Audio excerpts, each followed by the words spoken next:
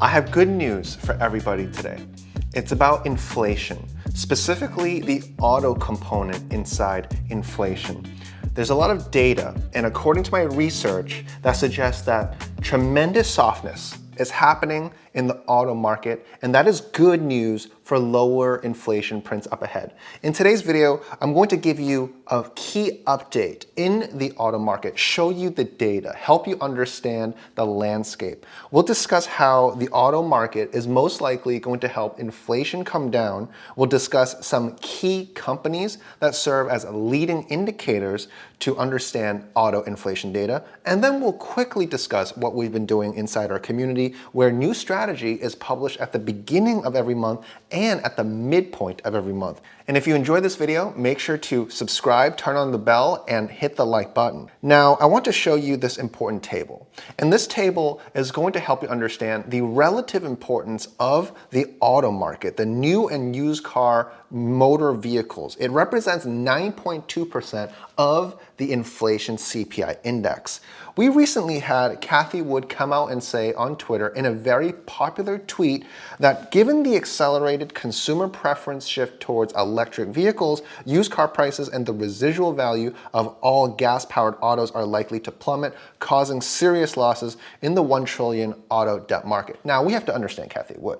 She's a big shareholder in Tesla. So this tweet supports Tesla, and she also runs the ARK fund where inflation is toxic for the companies that she holds. So she's obviously wanting inflation to come down, but despite talking her book, I believe that she has a good point in that the auto market prices are definitely going to come down.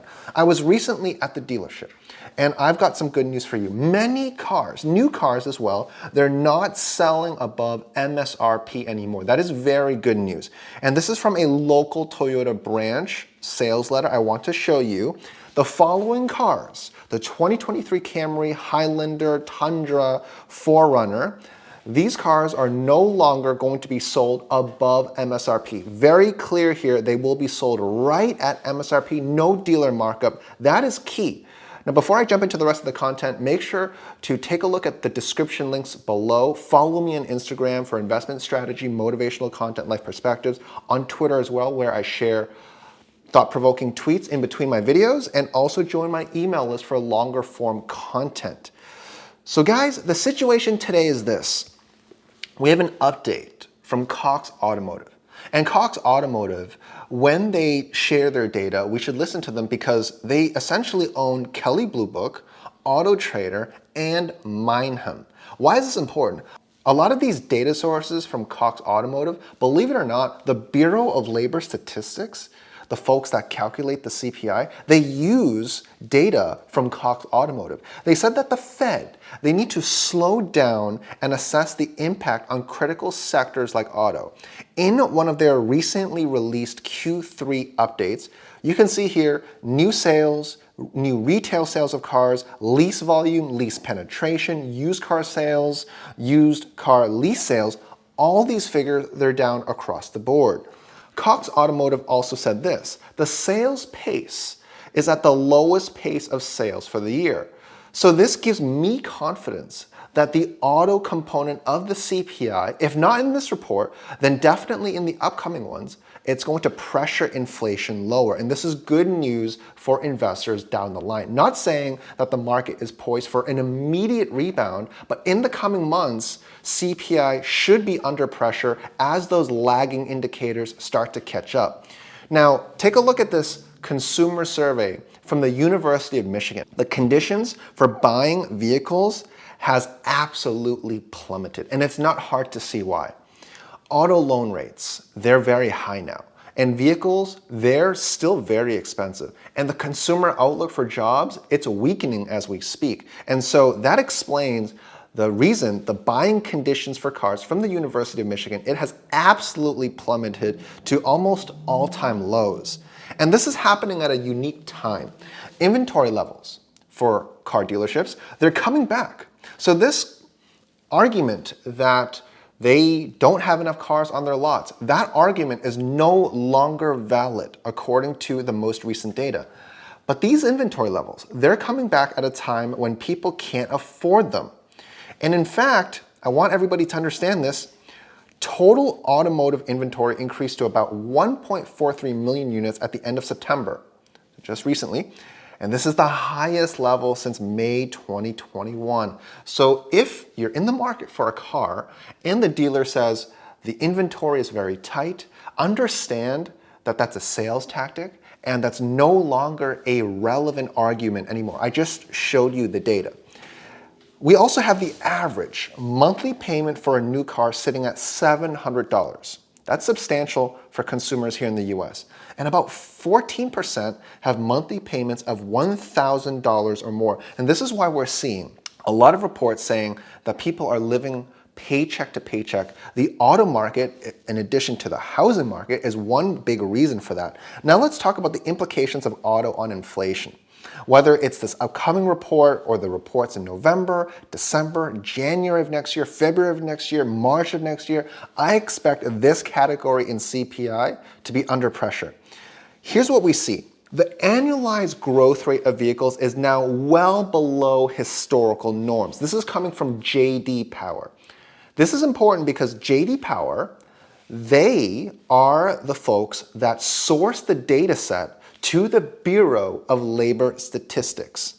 And this is key because this is the primary source of data where the inflation data for autos are being calculated. Take a look at the recent data for September, the used vehicle prices index. It's at 205.9. That is down even further from last month where the Meinheim used vehicle used index was at 211.6.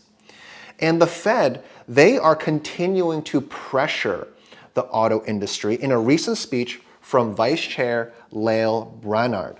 Take a look at this piece here in her speech, where she said, there is ample room for margin recompression to help reduce goods inflation as demand cools, supply constraints ease, and inventories increase. So the Fed is aggressively targeting the housing sector, the auto sector to cool down demand, and it is clearly working. Let's take a look at some forward-looking indicators from an equity research standpoint. CarMax, let's talk about this company. It's the largest used car dealer in the US. They are a leading indicator into lower auto inflation in used cars. And in late September, auto stocks, they sank with CarMax because CarMax's earnings revealed that there was substantial consumer pushback on high prices. And because of this, the sell side, including Morgan Stanley, they are reiterating that this sector is going to experience demand destruction because consumers, they're pushing back against higher auto prices and rising loan rates, which is a toxic environment for auto. And as a result, CarMax, in their earnings transcript, which I dug into for you guys, my friends, make sure to subscribe, turn on the bell, and like this video. CarMax, they said that the level of depreciation for used cars in absolute dollars rivals the height of the Great Recession or the height of the Omicron virus. So the bottom line is this: the car market bubble has popped. This concept that the inventory is really tight, that narrative is no longer true. Also, the chip shortage narrative, that's also no longer true. There is an abundance of semiconductor inventory actually. So what we're about to see is that inventory at dealer lots, they're about to go up and they will have trouble selling them because of this toxic environment for the car market where prices are high and the auto loan rates are restrictive. So because of this, there are some secondary impacts on other sectors. Take a look here. Chip stocks. They could suffer worst year ever as effects of shortage.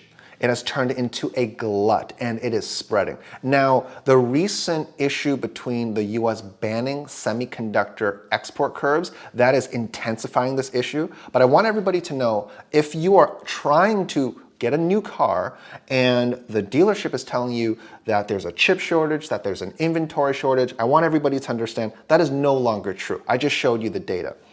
Now, if you are invested in semis, Chinese internet, Chinese EV, you will want to understand the latest export ban that the US just enacted on China. I wrote a very analytical piece on this inside my investment community. Here's the surface of it and what it looks like. So here's the conclusion of my opinion on the auto industry. The auto component of the CPI, it's coming down. Auto is 9% of the index. It's most likely going to come down in tomorrow's report. It's most likely going to be lower in November, in December, and the first quarter of next year. And this is good news because the Fed is winning the fight on inflation in the auto sector. Up next is an even bigger collapse in housing, but we'll talk about that in a future video.